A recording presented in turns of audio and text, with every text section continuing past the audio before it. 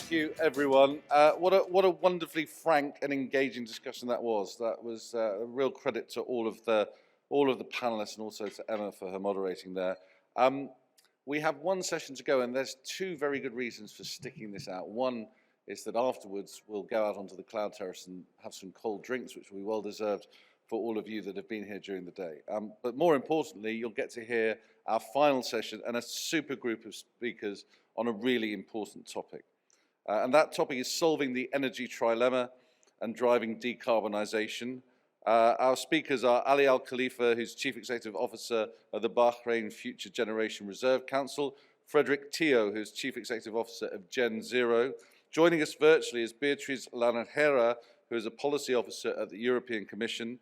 And with us as well is Liew, who is CEO of Keppel Infrastructure Holdings. And we're delighted that chairing this final session as moderator is Weylin Liew, who is Head of Active Engagement at GIC. Please welcome them all to the stage.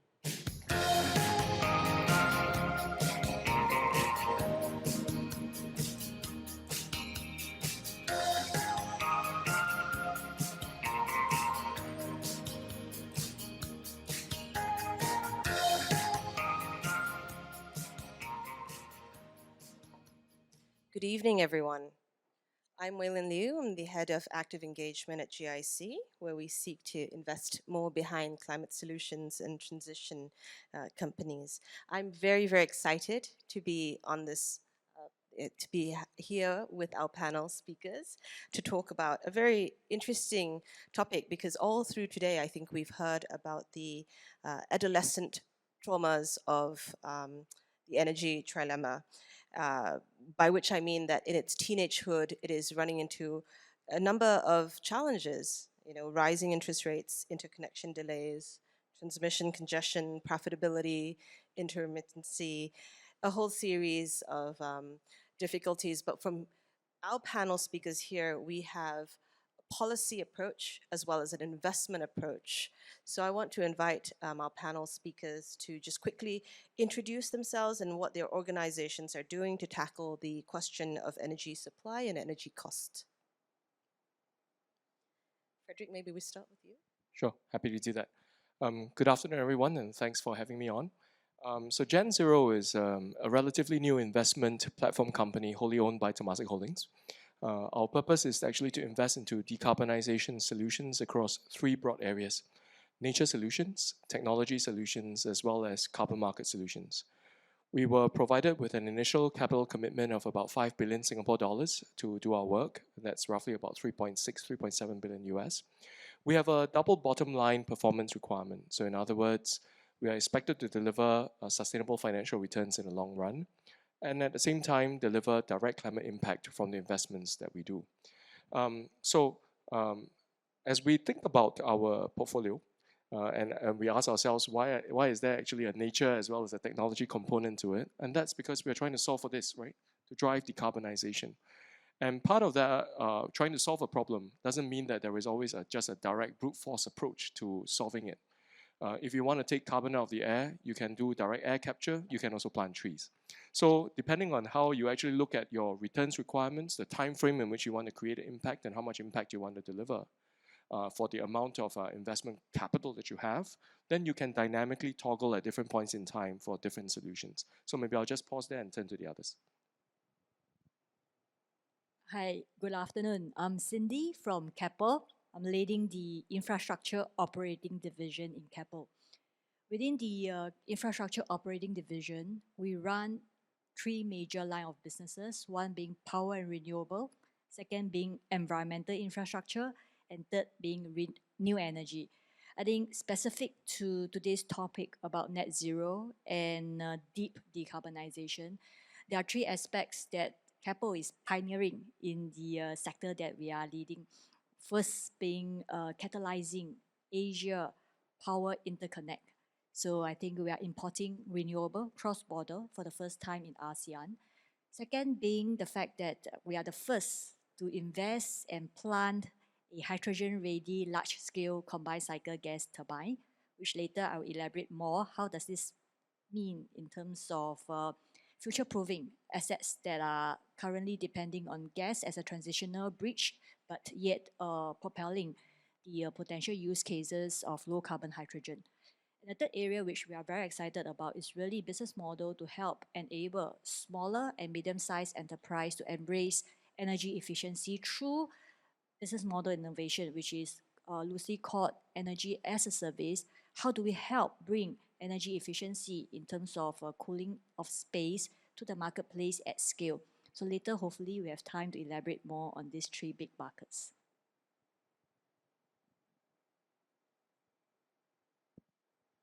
Good afternoon, everyone. Ali Al Khalifa, I'm the CEO of the Future Generation Reserve Fund in Bahrain. The fund has been since inception back in 2006. It's naturally driven to be sustainable because we basically receive our contributions from all oil proceeds and utilize it in a manner so that we can better utilize the future generation of Bahrain in sustainable investments. We're much more tilted, obviously, towards public market investments. We have been recently diversifying and looking into private investments. And thankfully, we have been looking in driving disruptive concepts and ideas that help provide a better future for not just the country, but also the region. Thankfully, the region has been also a driver for sustainability. And honestly speaking, during my time here in Singapore for the last 24 hours, I've been able to learn so much from like-minded people that it has really helped shape our minds going forward and going back home with new initiatives. Thank you. So, hello everyone. Good morning from Brussels. It's still morning here. So my name is Beatriz Laranjeira. I lead the European Commission's team responsible for coordinating financial support, financial solutions supporting the energy transition. I will not go into detail on what the Commission does. I think it's well known how ambitious we are when it comes to the climate transition, to energy transition, and how committed we are into delivering the targets and delivering green solutions in a very short time. My team leads on areas from energy investments and financial instruments to sustainable finance from an energy angle. So I'm very happy to be here. In particular, right before COP28, I think the timeliness of this meeting is perfect. And I'm very, very keen on this discussion, which I think it's very, very important, in particular for us policymakers, also to get insights on how private investors see the transition and the way forward towards decarbonization. Thank you so much for having me. Thank you. Can I just remind you that if you want to submit some questions, please go ahead and take the time to do that right now. Beatriz, maybe we could start with you on the policy front. Maybe if you could talk to us a little bit about what you think, in your view, have been the most significant measures, tools, and policies that for you think, has made the most impact for the energy supply and cost efficiency, as well as what you think would be required going forward. Well, this is quite a difficult question. Let's, from the starting point, policymakers around the world have been tasked with a very, very simple objective and deliverable. So it's delivering on the energy trilemma.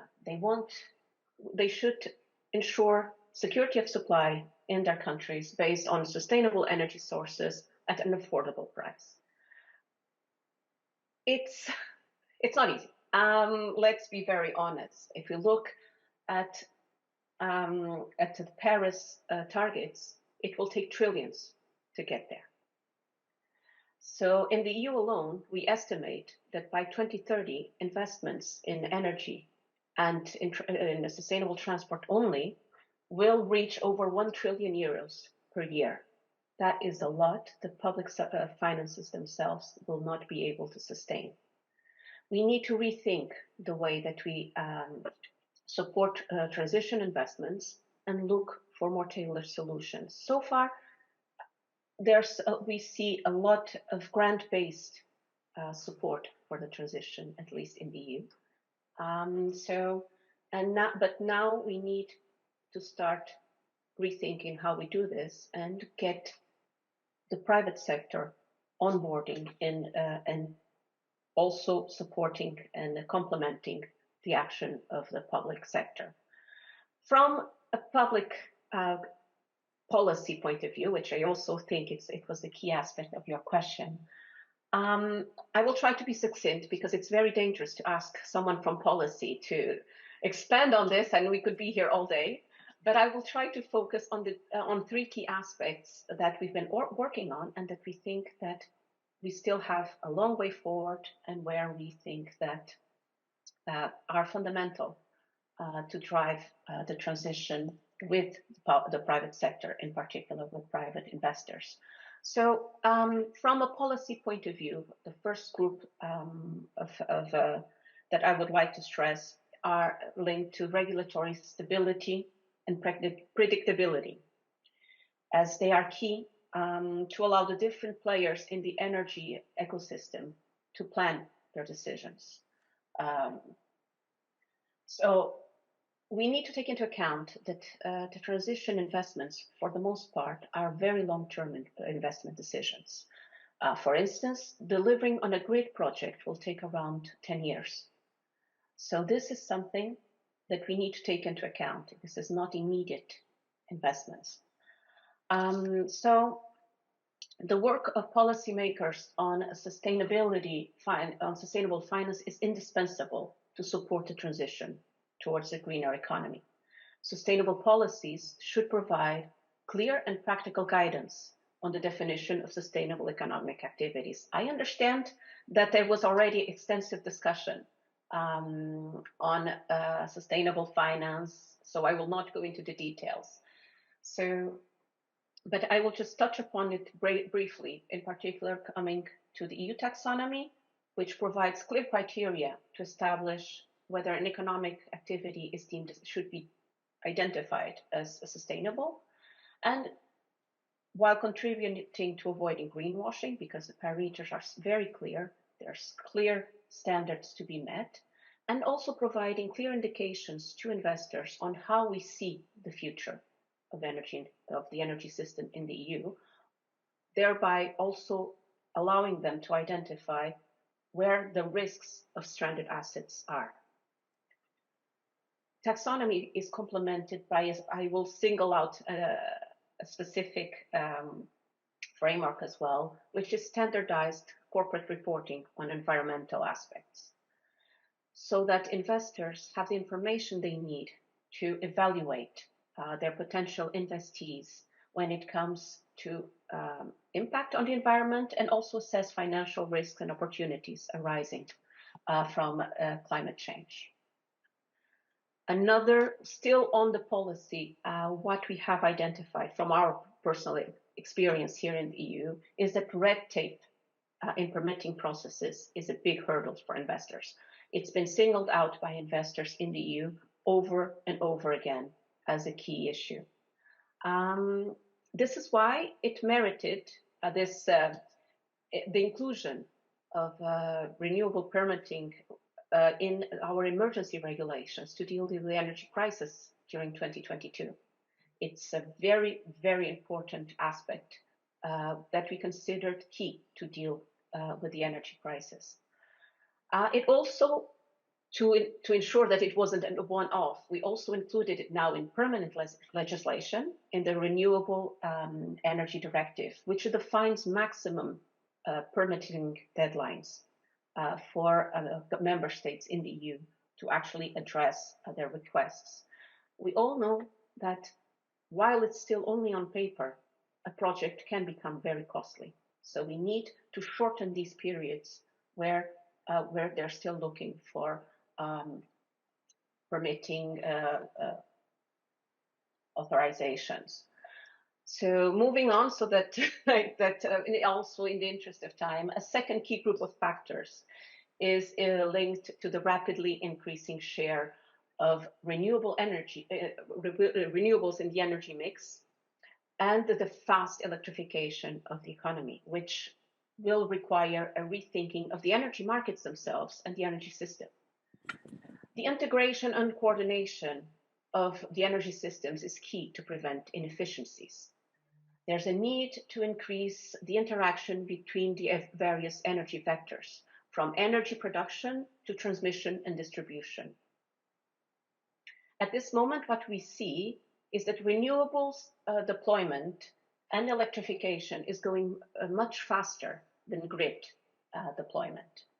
The grid infrastructure will become a key determining factor in the success of renewable projects and on the transition itself.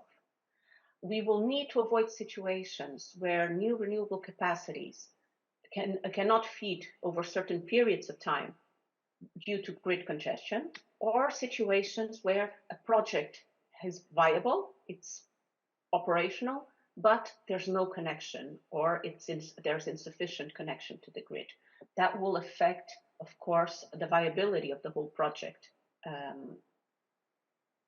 Also, it was already touched upon as an intermittent power source. Renewable energy will need to be supported by strong storage capacities and by flexibility services such as smart metering, flexibility for industry. Those will be key and fundamental in determining the success of the clean transition. And I will now finalize with another key set. I promise is the last one, which are skills. I cannot overstress the importance of skills in ensuring the success of the transition. As we need a skilled workforce for the manufacturing and deployment of these clean technologies. Earlier this year, we launched a large-scale renewable energy skills partnership, which basically stresses the key importance that the workforce will have in ensuring a delivery of the green transition. So I think from a policy point of view, I try to cover a bit of everything. I hope that's okay, but I'm happy to reply to any follow-up questions. Thank you. Cindy, as a developer, does that resonate with you? Maybe you can talk us through a little bit about how specific policy changes in the region have made the environment, for investment or for development more attractive or less attractive, for a developer like yourselves, and what more can be done by policymakers? Sure, thank you very much. I think riding on a very comprehensive backdrop, Keppel being a developer as well as an investor and operator, I think the key is really to look beyond the short term. Because as you look at infrastructure development from end to end, it takes a lot of planning, execution, and long-term scalability become very important. Because infrastructure is large, capital-intensive projects. And it involves technology, it involves skill set, it involves livelihood. So for example, to your question about policies, back in Singapore, when the Energy Market Authority reviewed the Energy 2050 plan, it decisively demonstrates that gas will be a dominant fuel all the way until 2050 and beyond. Number one. Number two, 30% of the energy mix in Singapore will be via renewable interconnect and importation across the region. Thirdly, about 50% of the power generation in Singapore might be derived of low carbon hydrogen. And this is very clear signposts to developer operator like us who are in the integrated power business to decisively then build out the capacity for power generation that falls squarely into the energy mix whilst driving towards decarbonization. And that is for the reason why back in 2021, late 2021, we reached a final investment decision to plant a 600 megawatt high efficiency hydrogen-ready combined cycle gas turbine. And this is very significant in the context of Singapore because we don't have any primary energy resource. All our primary energy resources are imported. And to correct one of the earlier panelists' comment about Singapore having X percentage of power generated from coal, that is not true. 95% of our power is generated from natural gas, which is the cleanest sources of fossil fuel. The remaining 5% is a mix of waste to energy, renewable, and a little bit of reserve oil. Now, the significance of planting a 600 megawatt hydrogen-ready combined cycle plant is that adapting best-in-class technology is so important because the lowest hanging fruit is to tap into energy efficiency.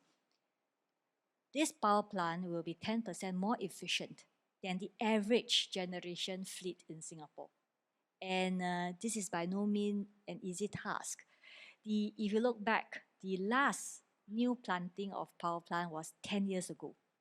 And in the context of rising power demand and aging generation fleet, what does it mean if you don't have a predictable supply of new power generation to be delivered into the system? This would create electricity volatility and spikes. This is not useful. So when we talk about energy trilemma, beyond just looking at cost competitiveness, what we don't like, whether from the developer, investor, lender, financier, and most importantly, end user, is price spikes.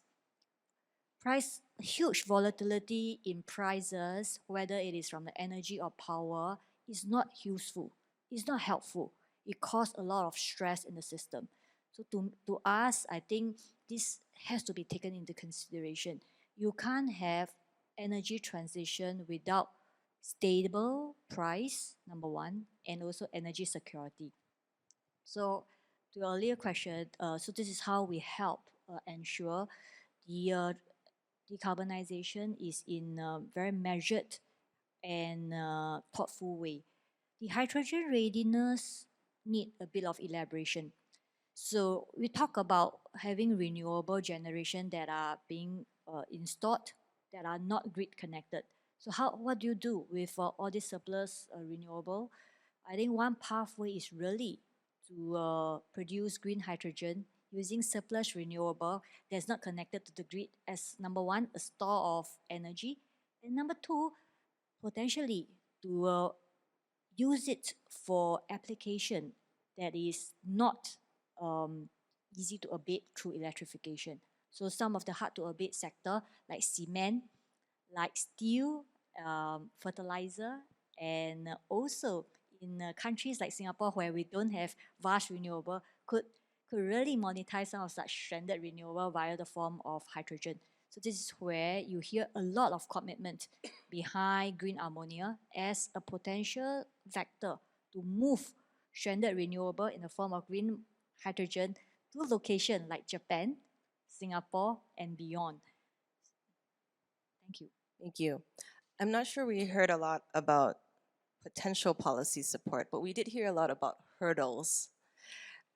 The next question for Ali and for Fred, when you're listening to these more in-depth sort of thinking around what the hurdles are and what the potential policy responses may be, how has that shaped the way that you invest? The spaces in which you are invested in, the subsectors in which you are invested in your portfolios. Ali, maybe you first. Thank you so much, Weylin. Well, to be honest, the way we look at it is honestly a very crucial role. We try to make sure that we continue with our initial commitments towards sustainability because it's much more of a longer term objective. I mean, as it basically says, we are planning for the future generation. So it is very crucial in today's decision making that we do stick to our commitments and try to avoid the short-term hurdles that we see in today's world. And sometimes actually those short-term hurdles create dislocations that create an attractive entry point for asset owners like ourselves and others. And this is where we believe we can play a very crucial role in continuing with that support.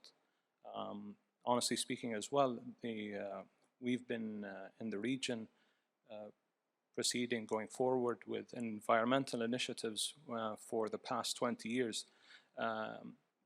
These policies have been a joint effort by what's called the Gulf Council Corporation, and successfully they've been creating initiatives similar to the electricity grid amongst the 6 countries in the GCC. Just like Singapore, we suffer obviously from very hot temperatures, which leads us to excessive use of electricity during the summer period.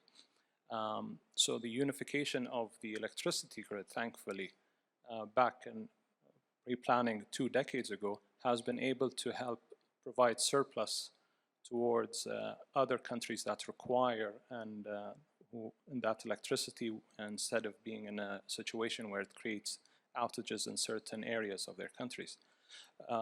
And this is where we believe in the very near future we can always play these roles. And continuing on the theme of electricity, and our role is creating diversification in electricity usage.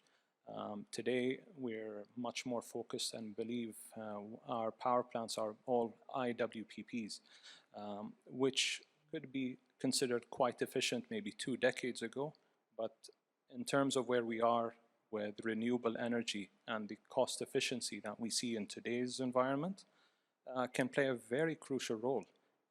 I remember when they first announced the solar farm back in Bahrain, maybe back 5-6 years ago, to see the stark resemblance and increase of wattage use maybe by 6 or 7 folds just from the same usage of land has been instrumental in creating that security given the growth of population. Yeah. So, Weylin, I think on this one, perhaps I offer some observations and comments. If you think about renewables as a way of facilitating energy transition, the first observation I have is that similar to fossils, there will be countries that have and countries that don't, right? So that's the first thing. So it isn't as if like renewable energy is something that is going to be fairly ubiquitous and available to any single economy and every single country in the same way. So what that obliges us to do is to find a way where those that have and have in surplus and abundance will be able to share those resources in an economically justifiable way with those that don't have, right? So now, in the case of fossil, I'm reminded that actually we are able to move molecules around fairly efficiently. So the way that you move crude, now the way that you move gas. We got to find a way to efficiently move electrons, right? Now, in some ways, that will come in the form of interconnects as we lay pipelines or grid connections between countries. In other ways, we will need to find solutions that will allow us to be able to convert PTX, basically from power to something, power to liquid, power to X, but in some more easily movable way. The problem is that unlike for fossil, okay, and traditional hydrocarbons, the world has not landed on the best way to actually move these new molecules and these electrons. And that is actually a challenge of standardization, which if, for example, in the case of maritime, there is a multi-fuel future that we will have to prepare for, because we don't know whether the winner will be a methanol future, an ammonia future, an LNG future, a hydrogen future, electric future. So there is a need to actually standardize them.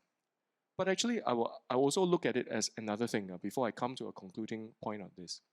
If I were to ask the audience right now, if we now have a challenge, okay, so let's just say your country is now faced with an energy dislocation because of, say, a war.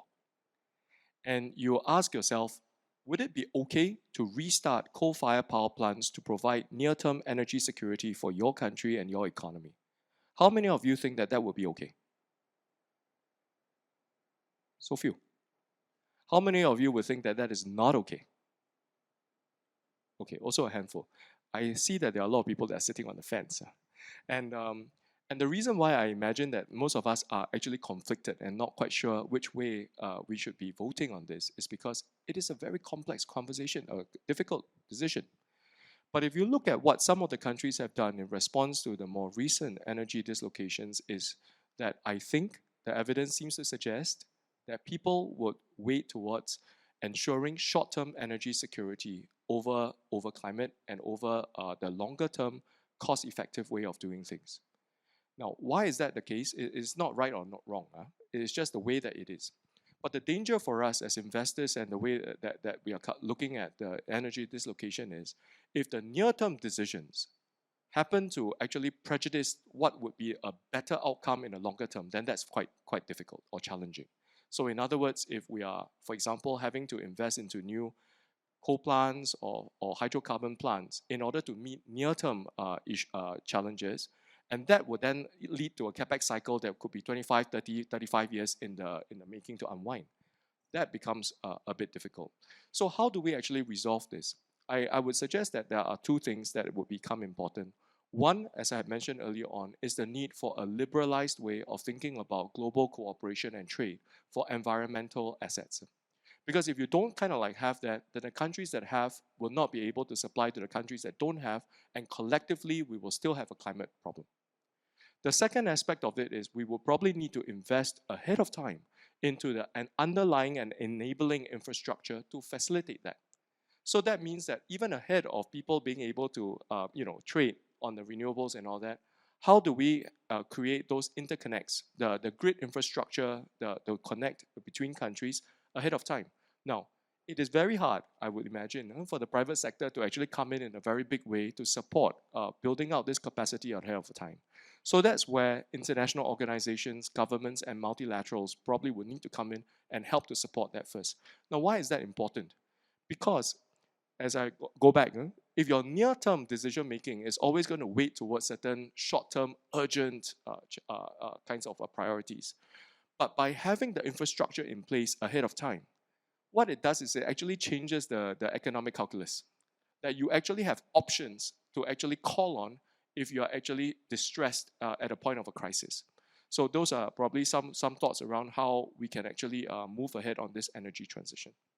Thank you. Fred, I have an interesting question for you that is also an investment-related question. The two things that I heard, just now are around optionality as well as interconnections, right? But the question is similar. Which technologies, solutions, or tools do you think are the most scalable to invest in? I think that there are a few. Okay, maybe I'll answer that question first of all by looking at it through 2 or 3 different perspectives. The first one is that there is a need to solve a short-term problem. So interesting solutions that we think into mind are the ones that can make use of existing infrastructure while decarbonizing. So when Cindy was talking about the idea of a hydrogen-ready CCGT plant, I think that's not too bad as an idea. But we will need to do some tweaks. Like for example, most gas plants can already take maybe 5-10% hydrogen. There may need to have some incremental upgrades on the piping so that the brittleness of piping through hydrogen and all that can be resolved. But essentially, we can already start to blend. So blending types of solutions are actually ways where we can actually decarbonize while making use of existing infrastructure. But the moment that you can actually switch, that means when the capex cycle is up for recapex, we need to actually think about how to actually prepare for the next leap. So that means investing into things that will fundamentally decarbonize energy. Hydrogen, I think, will be a big one. If I were to move on then about this idea of transition, it is also important to understand that while we are, maybe 25 years or so to 2050, some of the more recent plantings of fossil plants are still going to be in their useful life by 2050. So we have to certainly think about carbon capture as well. That if they continue to be used, how do we make them less pollutive or address the emissions problem while those guys are still within their useful life? So I would imagine that those few things are going to be quite important. A third point that I think I would raise is actually that we need to think about new fuels for hard-to-abate sectors. So addressing issues like sustainable aviation fuel for aviation and maritime fuels would be particularly important as well. Thank you. Ali, what about you? For you, which technologies, solutions, and tools are the most scalable or the most attractive to you from an investment perspective? Well, thank you so much, Weylin. To be honest, we're much more focused, obviously, on, in our part of the region, on solar energy, because we do believe that that is the most optimal solution that fits towards our region, given that we enjoy 360 days of sun, I believe, unlike other places in the world. Obviously, there are challenges and hurdles over there when it comes to the utilization of photovoltaic cells and their efficiency perspective. And this is why we're trying our best to utilize and target those plants that do create that efficiency. Thankfully, the increase of that from 2006 all the way up to today and by 2023 has increased from 16% efficiency on each cell towards somewhere around 43%, if I'm not mistaken. And for us, obviously, it's a usage of diversification of electricity, because whenever we reach full capacity, it's going to be very hard to continue on the scalability of current power plants that we have in the region overall, to continue on climate initiatives as well. Thankfully, all governments have this initiative where they want to continue from a policy perspective to reduce emissions, and that has always been in place and during that period. Actually, a very nice example would be our counterparties in Abu Dhabi, who actually created a net zero city back all the way in 2008, way before also net zero was actually coined as a term. And that has obviously led today towards the introduction of His Excellency the Ambassador, inviting all towards COP28, which will be held in a month's time. So we're quite proud of those certain initiatives, given that I'm sure it's not something that's quite familiar from our part of the world to be considered. Thankfully, we have certain examples. I think Frederick also mentioned carbon capture. We've seen that a number of the oil-producing companies naturally in the region tilt towards carbon capture as an initiative going forward. And as a policy, it's interesting to see that this is maybe one of the few regions where they've been able to merge both the environmental authority along with the oil ministries in most of the countries. And that's part of basically bringing all parties towards the same table to reach a unified goal and a sustainable initiative. Thank you. Cindy, could we talk a little bit about a higher interest rate environment, right? And what is the catalyst for corporations to invest more? We've talked a lot about renewable energy and grid needs, but the realities of today can be difficult for developers as well as investors. How are you responding to that? Sure. I think to my earlier point, infrastructure developments are very long term. So I think interest rate, indeed, we are in a higher for longer period when it comes to interest rate. However, many of such infrastructure projects that we are developing and investing behind are indexed, or there's adjustment mechanism to capture a growing margin as we fast track the movie down the road. So for infrastructure division in Keppel, we are not stopping in developing and investing behind new projects. The way we go about it is to have more sector coupling so that you drives up the scale and size of your investable project. One case in point is a project development that we are pursuing in Central Queensland, Australia. So this is a first of its kind hydrogen hub. It's large scale. We are targeting about 800 tonnes per day of hydrogen hub. Had this been just a renewable project, this would be about maybe 8 gigawatt of renewable. I don't think any renewable developer will be pursuing this, and the line of sight to FID will be very remote. On the other hand, we managed to club around a Japanese consortium who can offtake some of this hydrogen to be applied to higher ability to pay sector, such as the energy sector, such as the transportation sector, and also the explosive manufacturing sector. In this case, this explosive I meant would be in Australia, for example, people who use ammonia for the explosive to be used in the mining industry. So the minute we do sectorial coupling, we can actually size up the project in such a case whereby you have economy of scale, number one. And number two, you de-risk the offtake, which allows you then to have more access to lenders, and the project become more bankable, thereby attracting lesser premium to equity returns.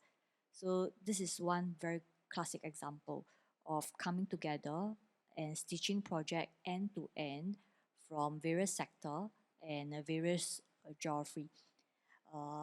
Keppel's participation in this project is also to offtake some of these green molecule into Singapore for the purpose of Pathfinder project. In this case, to linking back to your earlier question on policy support, Singapore government has actually called for expression of interest and to support a certain percentage of use of green ammonia for power generation with incentive and subsidies. That's number one.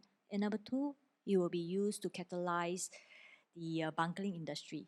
So potential usage of green ammonia as a bunker fuel. So all in all, this is a demonstration of an ecosystem approach, private-public partnership, cross-border, and pushing the profile a bit on regulation and policies which are not in place. How do we come together to then accelerate the action? Thank you. Fred, what about from the investment angle? How does the the rising rates as well as inflation affect your expectation of renewables returns and your investment decisions? We also had another question on what your view is towards the increasing share. I think this is a related point. The increasing share of merchant power, the merchant power market, and rising PPAs even for the renewables. This is the strength of running an integrated platform. So we have 1.3 gigawatt of power retail business. So as you can imagine, in Singapore, the power market is a fully liberalized one. So as it is, we are already taking 100% merchant risk. However, the fact that now we have upstream renewable play, this actually help us de-risk some of our merchant risk in Singapore. That's number one. And number two, we can also offtake the renewable and participate in, should I say, more, I don't want to use the word lucrative, but more competitive market, whereby you actually fractionalize renewable. In the good old days, in the conventional way, whereby you underwrite a renewable project, you sign up long-term PPA at fixed pricing for the entire utility farm or the renewable park. In this case, you don't capture the upside for this very scarce and valuable resource. So for us, the blended portfolio approach is very important. So we have our back-end retail arm, and on the other hand, we can also fractionalize and retail some of this renewable to more users who have their own carbon reduction plan or their own 2050 net zero plan. Understand. Fred, what about from an investment angle? When you think about inflation, rising rates, merchant power rates, how does that impact how you're thinking about your investment portfolio or the portfolio construction? We don't really participate as such in the power market. So as an investor that's looking at a late stage or late venture, early growth stage type of things, we are looking at investing into technology companies or companies that will have the technologies to allow us to leapfrog into the next generation. But I think we can take up on this question across maybe 2 or 3 lenses. First of all, high interest rates. I mean, like there are also opportunities in a high interest rate environment because it leads to a correction of valuations. So as an investor into some of the private equity side, while there might be a lag from the public markets, there could be attractive opportunities for us to actually invest in as valuations become a little bit more realistic in this space. So that's number one. So it is not immediately obvious that there will definitely lead to a slowdown in investment activities into new energy types of technology companies. However, if what this does is result in a broader macroeconomic slowdown, where there is a greater maybe aversion to accelerating transition, then that will have an impact on the broader thesis around how fast corporates are prepared to pay and how fast corporates are prepared to adopt the new technologies and solutions that will come. That could be potentially a bit of a problem. So I would like to think that while there is obviously a near-term dislocation due to macroeconomic factors, I think many companies and countries are still fairly committed to the objectives for meeting their climate obligations. And as a result, I think that there should be no slowdown. Certainly, we are not going to see a slowdown on our part in terms of investing into nature solutions, technology solutions that will help prepare for a better economic structure or solutions for companies like Cindy's when things recover. If I may add as well, Weylin. Thank you both. To be honest, yeah, I just wanted to add to both of your points. I think as well, it's mainly for those asset owners who are still committed. It does create more room of opportunity for them. Actually, I also believe that higher interest rates would also drive an initiative where more parties should get involved to come to a realization where it's basically they can help support one another to reach that goal even quicker, because this is more or less to show a sign of unity and at a time of need. And again, yes, the question does not only relate particularly to renewables or in terms of sustainability, it's also applicable in all other areas. But I think much more uniquely here, there's a crucial element where there is a necessity, and we know for a better future, and we all need to continue on that particular mandate going forward. Thank you. Can you tell us a little bit more about the plans from the GCC in terms of putting together, both a strength in traditional as well as you mentioned a lot of investment into solar energy and what that means for sort of processing and downstream capabilities as well.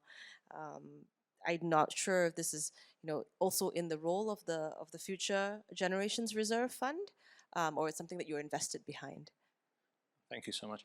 Well, yeah, to be honest, let's start with what initiatives we have already created from the reserve.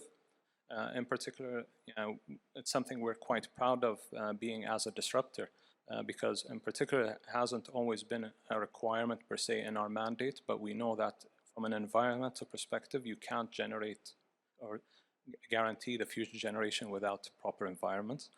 So something that is quite normal, I believe, here in Singapore, and I think everyone's gotten accustomed to, is the natural green buildings that you see here, which we've more or less instigated and initiated back in 2015 to have our buildings green LEED certified. It was the first at the time, and a lot of questions were raised on the viability, economic viability, but thankfully we did proceed and go forward with it. Not only that, because we did disrupt the real estate development per se with that initiative, we've seen multiple projects use that as an initiative going forward, and they actually saw the viability of how much added value it brings to their projects. So that's something from a reserve perspective we're quite proud of. Something I've already mentioned, obviously, is the initiatives to diversify away from the traditional power plants that we have in Bahrain. Obviously, the rest of the region have been looking at alternative sources, whether it has been through solar. I know that within the UAE. They've also incorporated a tie-up with with South Korea 10 years ago to develop their nuclear energy company, which was a first of its kind in the region, and I believe has been now online successfully for the last 3 or 4 years.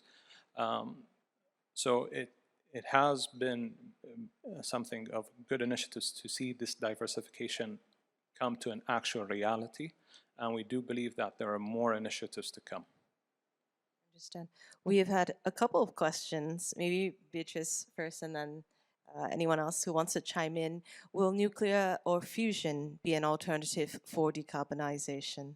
Yeah, maybe I'll take that one. From a technology perspective, I think that it has to definitely be considered as part of a suite of different options that we will have for decarbonization. But I would like to perhaps help us to weigh the pros and cons a little bit. First of all, nuclear fission is different from nuclear fusion. So fission is more of what you see today in the nuclear power plants, where the idea is fission, right? You split the atom. Whereas fusion is about fusing the atom, and both will release heat, and that's how you generate electricity. Now, the problem with fission traditionally has been about a few-fold. One, there is a cost involved, at least at the startup, the complexity of managing such a project. Two, the regulatory compliance type of cost and complexity of managing it, partly because of the supply chain, because of the potential for weapons proliferation, but also because of safety, right? So now, as a result, I think the world was set back a little bit with Fukushima, and that was really a mother of all events coming together all at once, where you have a natural disaster stopping the electricity supply, and therefore, as a result, you cannot pump the coolant in to solve a problem. Otherwise, actually, it has withstood decades of operations, actually, and Japan is not geologically the safest place in the world. Now, that said, there is actually developments in what we call Gen 4 fission technology, which is basically fail-safe or inherently safe reactor designs. Take, for example, the idea of a molten salt reactor, where the coolant is itself the fuel. And therefore, there is no way of having a runaway chain reaction, because the moment that it doesn't work, the fuel itself is the coolant, it will stop the process, right? It will slow down. Now, and I think there are developments there. However, the main challenge with Gen 4 is still that the fuels are still going to be the ones that could be possible for weapons proliferation, and the regulatory management of Gen 4 is still going to be very similar to what you see today. Fusion, on the other hand, will not have that kind of fuel problem, because it's basically isotopes of hydrogen. So essentially things that you can get from water, right? Deuterium, tritium, things like that. And more importantly, the safety management for fusion is very, very different. If you have visited a fission plant, right, you can be suited up. You walk into the safe area, and then the guys are telling you, sir, please don't touch this, don't touch that, and you're totally gloved up, totally protected, and you can't touch a single thing, and you see the glowing rods, right? Now, for a fusion reactor, it is essentially a fence around a building, right? You need to protect, obviously, some of the neutron bombardment that come out, but essentially it is relatively safe, and it is much more regulated like a medical device. So the regulatory complexity of fusion is likely to be orders of magnitude simpler than fission. However, the technology readiness for fusion is not quite there. Now, there's always a running joke in the industry. Fusion is always a holy grail, but it's always 30 years away. You ask it 30 years ago, it's 30 years away. You ask it now, it's 30 years away. Now, I think that the time has come where actually, because of the massive investments in the ITER project in France, which is a multinational cooperation project, there is actually a big industry ecosystem now that has developed around that, and a lot of private sector companies in the Temasek ecosystem. We have invested in a couple of them, which are already coming up with different technology pathways to trying to achieve fusion. And we think that perhaps the commercialization of smaller scale, more readily deployable fusion technology is actually no longer just about 30 years away. Every year is 30 years away, but probably coming closer and closer to realization. Now, the moment that we get that, that actually solves a particularly important problem that we need to overcome for renewables, and that is anyone can potentially have access to this capability, and it is base load, it is clean, and is likely to be really, really cheap once we get that going. So I think that there is actually a lot of promise in this, but the main problem, I think, other than the technology and the cost, is actually getting public opinion on board. So Great if I answer, can Fred. complement. Yes, please. Sorry, Cindy. No, please, So please. on nuclear, I understand that the question was also geared towards me. As you may be aware, there were intensive discussions in the EU while the taxonomy was being developed on whether or not nuclear should be part of it. At the end, nuclear technology is now part of our energy, taxonomy for sustainable activities, insofar as it complies with strict criteria. There was a huge discussion on the pros and cons, but at the same time, it was established that it should be part of it. But insofar as it complies with specific criteria. So the construction permits, for instance, should be received by 2045.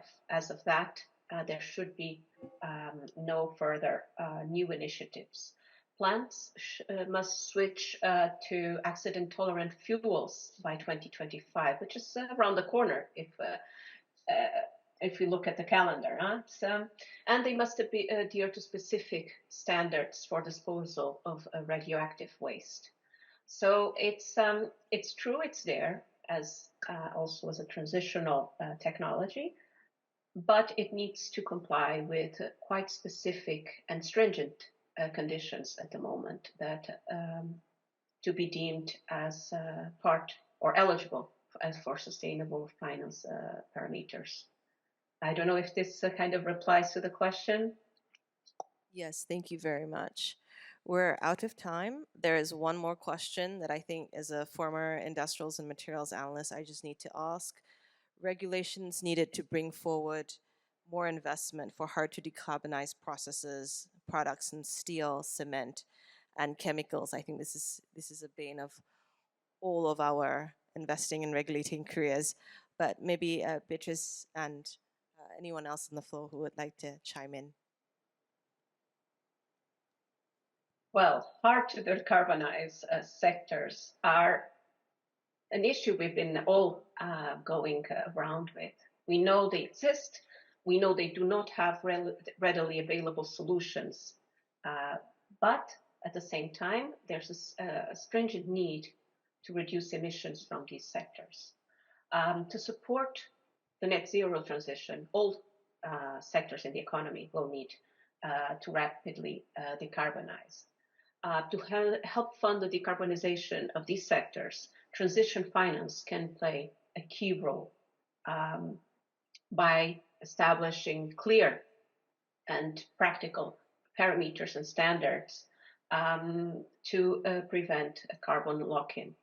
By being consistent and designing the rules in such a way that the industry will gradually move forward and adapt, we can see a future or a pathway for these industries. This is also part of the EU taxonomy. I keep coming back to it. You will see that chemicals, steel, cement are expressly listed in our EU taxonomy, and they're eligible insofar as clear, strict criteria is met when it comes to emissions and technologies.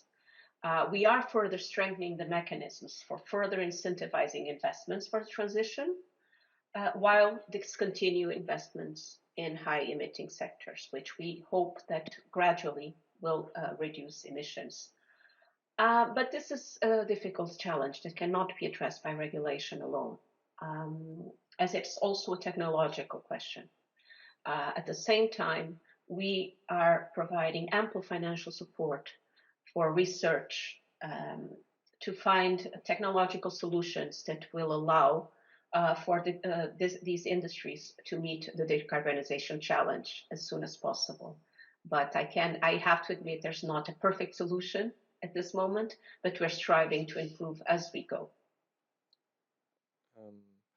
Maybe just a very quick pointer. I think this is one area where, for some of these hard to abate, and especially for urban materials and things like that, it is where the private sector needs to collaborate very closely with governments. Now, I think it's not, I don't think it would be totally fair to say that regulators need to create all the rule books and the regulatory frameworks for us to actually adopt these things. Because actually, to be honest, regulators will always have a certain degree of risk aversion to the introduction of new solutions. Why? Because they are interested in things like public safety and concerns, which are all legitimate. So if you imagine, if you now have a low carbon cement solution, would it be authorized for use to build a skyscraper? And how would you know that that will be safe and the building will not collapse? So there will be a natural tendency to be more conservative, and that's correct. But the governments today, because of the pace of technology developments, may also not have the wherewithal to set the exam questions and the curriculum for how to pass those tests to certify them as fit for adoption. So there is a need for that collaboration, therefore, between the technology companies that are actually developing these solutions with government regulators, helping them to understand and co-creating the exam curriculum so that these new solutions can pass and then be adopted. Thank you very much. On that note of optimism, thank you, everyone. Speakers and our guests and our partners. So it's been a very long day to sit through. Some of you have started since 8 a.m. So thank you so much for being with us from the beginning. I want to just go back to the speech that our SGX Group CEO, Mr. Loh Boon Chye, gave at the beginning. He very optimistically said, we are going on a big... Recording stopped. We're going on a big adventure. If I can just qualify that a little bit, I really hope you took away today that the discussion today was more than just a conference. There was a part that all the different stakeholders who were here today had a role to play, all the way from asset owners, who are perhaps one of the two or one of the few people standing at the helm as the captains of sort of stewarding the way that the capital goes. The ship has sailed, right? We're all in there together. We had those who are creating the tools and products and solutions and services, you know, like asset managers and rating agencies, data providers, and we just had an excellent discussion about how to actually make this happen when the rubber hits the road in the real economy. It does give us certainly a strong rays of hope that whilst this journey is like, it is going to be a marathon, it's going to be a long journey. Right at the front, we saw that climate change, although as Boon Chye said, climate has changed, it's an important agenda, but not the only. We're going to be continuously be faced with various different objectives, whether you're at a policy level, financial institution, or real economy player. So I hope that this was a glimpse with the different parts of the society and the financial system and those who require funding, policymakers, governments all come together. If all of this can be orchestrated, then we are certainly going to be headed in the right direction, catching the right wind in the right destination, that we need to get to, whilst we support the just transition component that was discussed quite deeply today. So on behalf of SGX Group, sincerely thank you all for being here, especially the guests who flew in and the speakers who flew in, especially for the event. And thank you again to all of our partners, and in particular our co-organizer on 5th. Over to you, Clive. Thank you. Thank you very much indeed, Harry. What an array of fascinating discussions that we've had today. It seems to me that the spirit is very willing, the body is a little bit more hesitant, and maybe today we've started, of course, to get that body moving faster. We all know we're going a little bit too slow. I was very struck by something Thomas Vennon said on the penultimate panel about creating new markets. We should never underestimate the ability of financial markets to create, to reinvent, to renew. And there's a lot that can be done soon and quickly. And I would urge people here today, while the rules are important, don't wait for the rules. There is probably no level playing field. There probably isn't a rule book that we can all follow. The banking industry has been trying for decades through the Basel Accords, and it's still not a level playing field. So So let's start now, and remember there's lots of ways to win a game. If you use the playing field analogy, it's the team that wins, it's the one with the most skilled players, it's the one with the best teamwork, it's the one with the best strategy. The good news here is we're all on the same team and we're all aiming to win the same game. So hopefully that is something that we will see. And I think this connection between the public and the private sectors, we've sort of stirred the pot a little bit by saying which is more important. They are both important, working together. This is why ONFIF exists, for public and private sectors to find ways to work together for a common good, and I'm sure we can get there. On teamwork, our partners for this event have been fantastic, so thank you to Fidelity, to Sustainable Fitch, to Robeco and to Bain. Particular thanks to the team at SGX, Harry and her colleagues. You have, with your drive and determination and ambition to make this the best event possible, Harry, you have inspired us at ONFIF, and I really feel proud of the thing that we've delivered today. So finally, thank you to all of the speakers and thank you to all of you for coming. Drinks will be served on the Cloud Terrace. You've earned the drink, and I very much hope that we can get together again next year, energized by these discussions to report on concrete progress made. Thank you all so very much indeed.